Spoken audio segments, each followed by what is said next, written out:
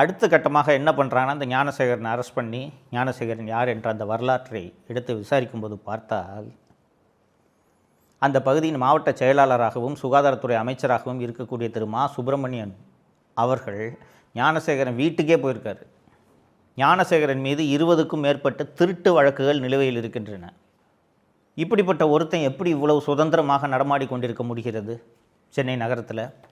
ஒரு திராவிட முன்னேற்றக் கழகத்தின் ஒரு கட்சியின் மாவட்ட தலைவர், ஒரு கட்சியோட அமைச்சர் ஒரு ரவுடி பைய கூட நெருக்கமாக இருக்கும்போது எந்த காவல்துறை எப்படி அவர் மீது நடவடிக்கை எடுக்கும்? இதனால தான் 20க்கும் மேற்பட்ட திருட்டு வழக்குகள் மற்றும் பல்வேறு குற்ற வழக்குகளில் சம்பந்தப்பட்ட ஞானசேகரன் மிக சுதந்திரமாக காவல்துறை உதவியோடு சுற்றி கொண்டிருந்திருக்கிறார். அதை ஞானசேகரன் நடத்தின அந்த பிரியாணி கடையிலேருந்து கோட்டூர்புரம் காவல் நிலையம் உள்ளிட்ட பல்வேறு காவல் நிலையங்களுக்கு ரெகுலராக பிரியாணி சப்ளை போயிருக்குது.